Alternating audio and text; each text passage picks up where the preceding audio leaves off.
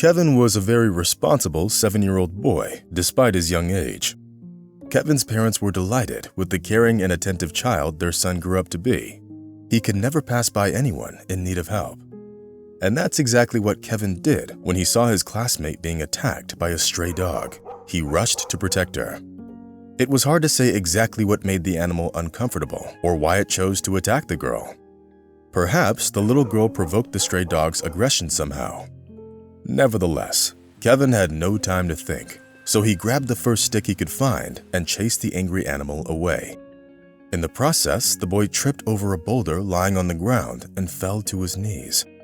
Kevin was in pain, but he kept it together, doing his best not to burst into tears. So when his mother came home from work and saw her son sitting on the lawn, the woman's heart sank.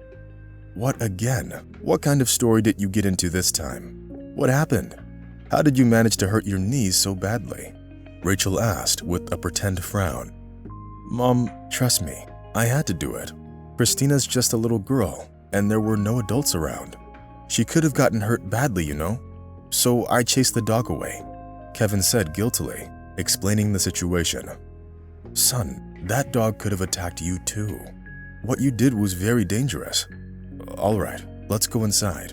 I want to treat my little hero to something delicious, said Rachel, ruffling her son's silky hair. Just as she guessed, the boy's father was busy with his Chevrolet in the backyard, unaware that his son had gotten into a confrontation with the stray dog just recently. James Anderson was already used to the fact that his son often got himself into unpleasant situations while trying to help others.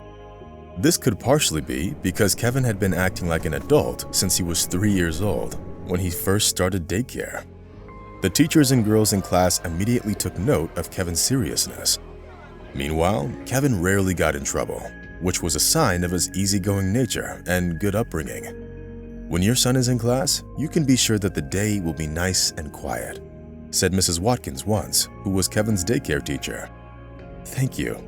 I think that when Kevin starts school, he won't have time to take care of everyone else, said Rachel, smiling. Deep down, the woman was delighted that her son was growing up to be a compassionate person. To the surprise of Kevin's parents, the incident with the stray dog got a continuation when it was mentioned on the local news. It turned out that there was a CCTV camera on a house just across the street from where all the drama happened, and thus Kevin's heroic act got caught on video. And so, in an instant, the brave 7-year-old boy became a hero in his own town, although it's highly unlikely that Kevin was thinking of fame or glory at the time. He did it simply because he was a good person and couldn't react any other way. I'm proud of you, son. You're a real hero, James Anderson said and pulled his son in for a hug. Dad, when I grow up, I'm going to be a lawyer, but I'll only defend the innocent and those who don't have money to hire a lawyer, said Kevin with a dignified stance. After the boy's words, his parents looked at each other in surprise and both laughed. Let's wait till you grow up first, and then you'll decide, dear, Rachel said and stroked her son's head affectionately. That said, James thought that when Kevin grew up, his dreams would change and become more realistic. The rest of the summer flew by. Kevin was very much looking forward to the day when he would finally start school. And so, the night before the big event, he couldn't fall asleep for a long time, tossing and turning in bed, imagining how he would sit at his desk tomorrow. Eventually, he managed to fall asleep, but he didn't sleep well that night. Kevin dreamed of all kinds of textbooks and mountains of notebooks he would have to write in. Monica was only 17 when she met Stefan. The young people immediately felt a strong affection for each other, which later turned out to have been love at first sight. Stefan came from a good family, which was held in high esteem in the city and was well off financially. On the other hand, Monica's parents were rather asocial, and both had a drinking problem for as long as Monica could remember. It was actually surprising that a girl from such an unstable home did not end up in an orphanage. This was probably thanks to her neighbors, who often took her in at night so she wouldn't have to hear her parents' drunken shenanigans. So that's how Monica was growing up.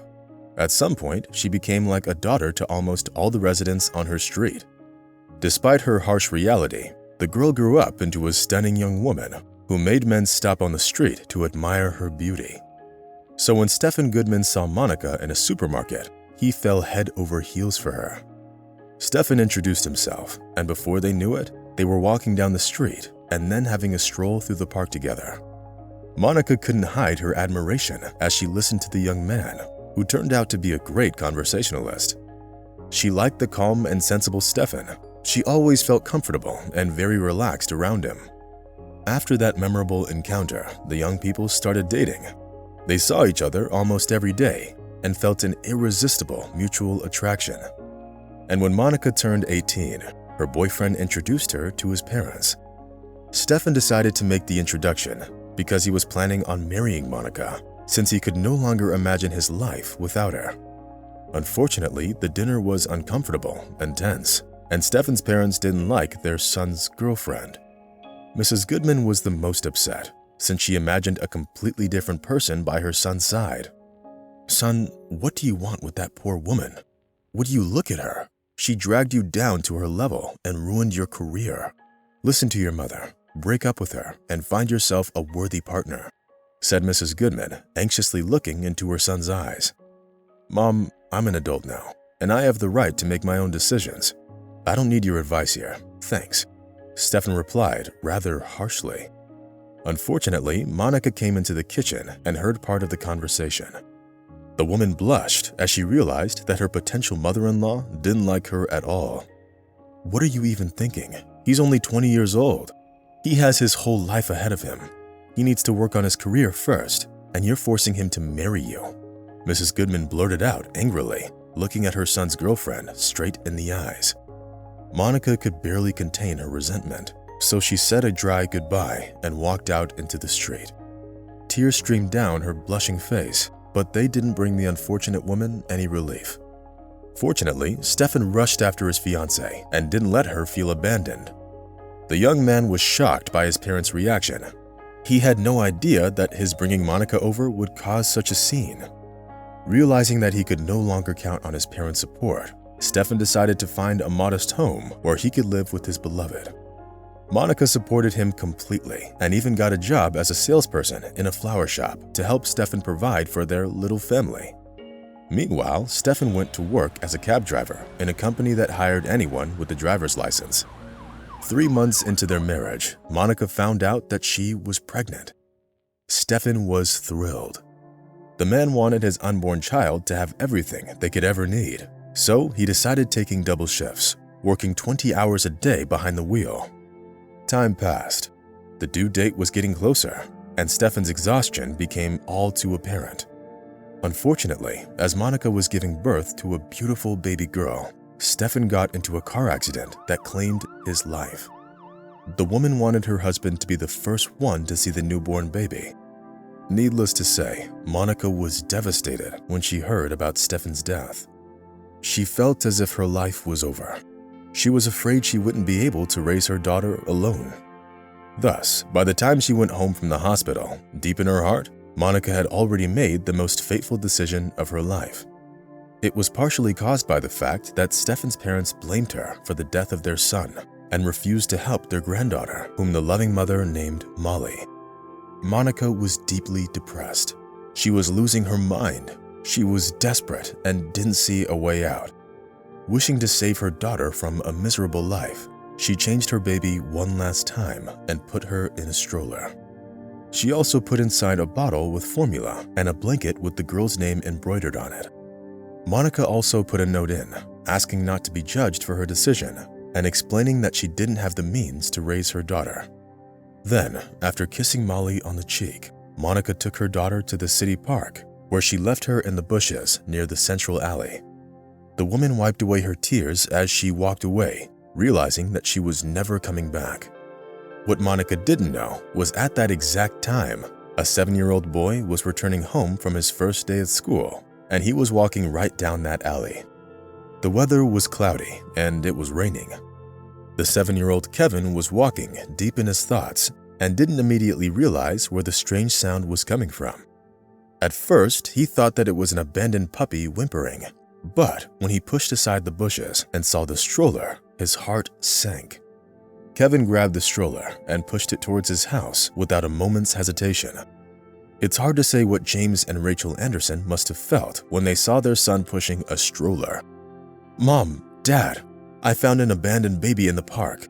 Someone left her in the bushes," Kevin blurted out, breathing heavily. "Dear God, who could have abandoned such a little baby?" Rachel exclaimed tearfully and picked Molly up. James frowned when he saw the girl's name embroidered on her blanket. He realized that even though the girl's parents had abandoned her, they still couldn't keep her. So, 3 days later, James went to the police, ignoring his son's objections. The fact was that Kevin enjoyed taking care of the baby, who had already managed to become like a sister to him. Of course, as James had expected, the little girl was placed in an orphanage. "Dad, can I visit Molly after school? I promise I'll get straight A's," Kevin asked, looking hopefully into his father's eyes. "Of course you can visit her. Just promise not to do it too often, so that the baby doesn't get too attached to you," James replied. But despite his father's warning, Kevin visited Molly nearly every day, and every time he left, the baby cried for a long time. Finally, understanding how attached Kevin had grown to Molly, his parents decided to adopt the girl. Thus, as fate would have it, the baby girl ended up in the Anderson family.